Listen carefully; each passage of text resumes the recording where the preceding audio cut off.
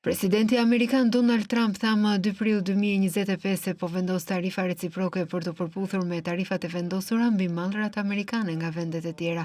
Një veprim që ndez një luftë tregtare, të cilën ai e nisi me kthimin e tij në Shtëpinë e Bardhë. Bën të ditur Reuters. Bashkëkombëtar amerikan, kjo është dita e çlirimit. E kam pritur për një kohë të gjatë, u shpreh Trump. Presidentja e Komisionit Evropian, Ursula von der Leyen, më 3 prill të këtij viti, i përshkroi tarifat universale të Donald Trumpit si një goditje të madhe për ekonominë botërore, duke shtuar se Bashkimi Evropian ishte i përgatitur të përgjigjej me kundërmasa nëse bisedimet me Washingtonin dështonin. Njoftimi i presidentit Trump për tarifa universale për të gjithë botën, përfshirë Bashkimin Evropian, është një goditje e madhe për ekonominë botërore. Më vjen shumë keq për këtë zgjedhje. Le të jemi të qartë për pasojat e mëdha.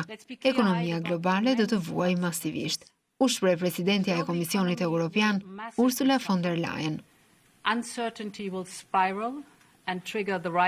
Kryeministri britanik Keir Starmer tha më 3 prill 2025 se vendimi i presidentit amerikan Donald Trump për të vendosur një sër tarifash do të ketë ndikim në ekonominë e Britanisë. Nobody wins in a trade war. Askush nuk fiton në një luftë tregtare, kjo nuk është në interesin tonë kombëtar. Ne kemi një marrëdhënie tregtare të drejtë të ekuilibruar me SBA-n. Negociatat për një marrëveshje prosperiteti ekonomik, një marrëveshje që forcon marrëdhënien tonë ekzistuese tregtare vazhdojnë, dhe ne do të luftojmë për marrëveshjen më të mirë për Britaninë. Kancelari gjerman Olaf Scholz u shpreh se vendimi i presidentit amerikan për tarifat ishte shumë i gabuar dhe do dëmtonte të gjithë ekonominë botërore. Die jüngsten Zollentscheidungen des US-Präsidenten halte ich für grundfalsch. Unë i konsideroj vendimet e fundit të tarifave të presidentit të Shtetet të Bashkuara të Amerikës si krejtësisht të gabuara. Ky është një sulm ndaj një rendi tregtar që ka krijuar prosperitet në të gjithë botën, një rend tregtar që është në thelb rezultati i përpjekjeve amerikane. E gjithë ekonomia globale do të vuajë nga këto vendime të pamenduara mirë, kompanitë dhe konsumatorët në të gjithë botën, përfshirë SBA-n. Kriza e industrisë së konjakut në Francë u thellua, teksa u njoftuan tarifat e reja të presidentit Donald Trump, duke shtuar për shkallëzimin e tensioneve tregtare me Kinën. Presidenti francez Emmanuel Macron, më 3 prill 2025, i quajti tarifat e njoftuara nga presidenti i SBA-s Donald Trump brutale dhe të pabazuara dhe një tronditje për tregtinë ndërkombëtare. Ce qui a été annoncé cette nuit est une décision brutale et infondée. Vendimi i njoftuar mbrëm ishte brutal dhe i pabazuar sepse nuk korrigjohen ekuilibrat tregtare duke vendosur tarifa. Bazat e teorisë ekonomike tregojnë të kundërtën, veçanërisht pasi ekuilibri nuk merr parasysh shërbimet, duke përfshirë shërbimet digjitale. Presidentja meksikane Claudia Sheinbaum u shpreh se qeveria e saj do të nxirrte dekrete të reja muajin e ardhshëm të hartuara për të forcuar sektor kryesor të prodhimit vendas, mes tensioneve në rritje tregtare me Shtetet e Bashkuara të Amerikës.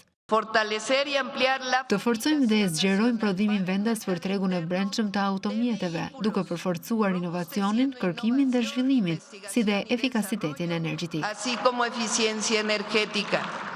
Ne kemi gati planin, kemi folur me industrinë e automjeteve.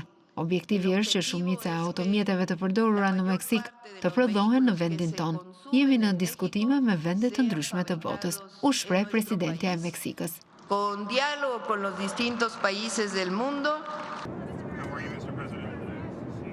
Presidenti i SBA-s Donald Trump tha se SBA-ja kishte marrë telefonata nga partner tregtar që kërkonin të negocionin tarifat gjithëpërfshirëse që ai njoftoi më 2 prill, por Trump tha se nuk po negocion. Are you negotiating with partners currently? What we have a set of tariffs based on Tarifat janë vendosur dhe çdo vend na ka telefonuar. Kjo është bukuria e asaj që bëjmë. Ne vendosim veten në pozicionin e drejtuesit. Nëse do të kishim kërkuar disa prej këtyre vendeve, pothuajse shumica së këtyre vendeve të na bënin një nder, ata do të kishin thënë jo. Tani ata do të bënin gjithçka për ne, por ne kemi tarifa. Ato janë vendosur dhe kjo do ta bëjë vendin ton shumë të pasur.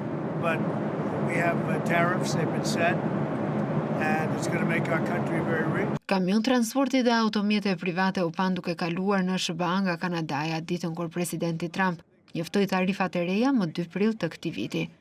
Kanadaja dhe Meksika, dy partnerët më të mëdhenj tregtar të SBA-s, tashmë përballen me tarifa prej 25% për shumë mallra dhe nuk do të përballen me taksa shtesë. Kompania e automjeteve Stellantis tha më 3 prill se po pushonte përkohësisht nga puna 900 punëtor në 5 objekte amerikane dhe po ndalonte prodhimin në një fabrik montimi në Meksik dhe Kanada pasi u njoftuan tarifat e presidentit amerikan Donald Trump.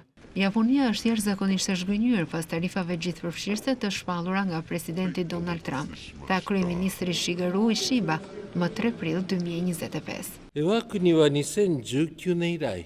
Vendi ynë ka qenë investitori më i madh global në Shtetet e Bashkuara që nga viti 2019, kompanitë japoneze kanë luajtur dhe vazhdojnë të luajnë një rol të madh në ekonominë e SBA-s.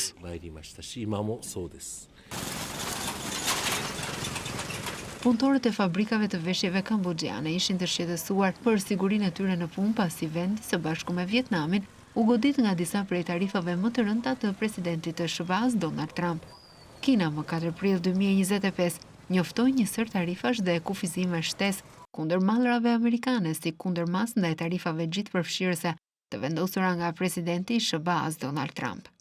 Komisioni i tarifave i Këshillit të Shtetit lëshoi një njoftim për të vendosur një tarifë prej 34% për të gjitha mallrat e importuara me origjinë nga Shtetet e Bashkuara të Amerikës, njoftoi media shtetërore në Kinë, CCTV. Aksionet e bankave japoneze ranë ndjeshëm më 4 prill 2025, ndërsa tarifat e presidentit të SBA-s Donald Trump shkaktuan shqetësimin e një rënjeje të rritjes ekonomike globale që mund të pengonte një rimëkëmbje të brisht. Donald Trump u tha amerikanëve më 5 prill të qëndronin të fortë përballë trazirave ekonomike të shkaktuara nga tarifat gjithëpërfshirëse të futura së fundmi. Ky është një revolucion ekonomik dhe ne do të fitojmë. Prisni, nuk do të jetë lehtë, por rezultati përfundimtar do të jetë historik. Ne do ta bëjmë Amerikën të madhe përsëri, është shprehur Trump në rrjetet sociale. Duke folur me gazetarët në bordin e Air Force One, Trump tha se nuk do të bënte një marrëveshje nëse deficiti tregtar me Kinën nuk zgjidhet. Ai shtoi se ka folur me udhëheqësit europian dhe aziatik mbi tarifat e vendosura nga administrata e tij.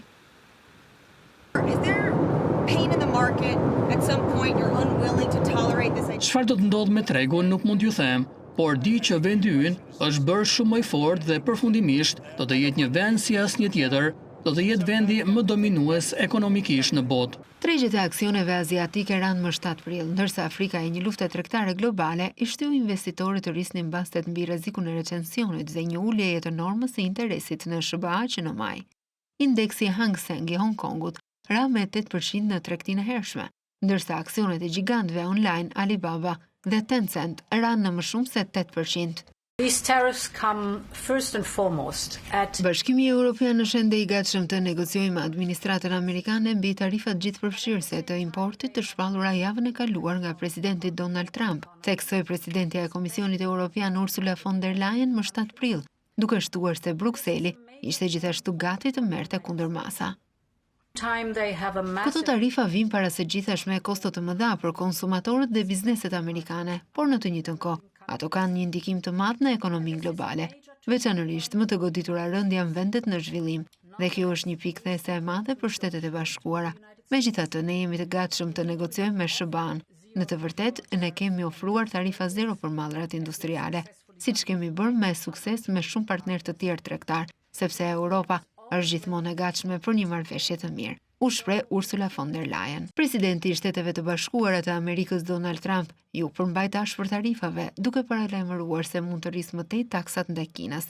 Aksionet e Wall Street kanë pësuar goditje që nga tarifat gjithëpërfshirëse të Trumpit, mbi të gjitha importet në SBA dhe taksa shumë më të larta për disa partnerë të mëdhenj tregtar.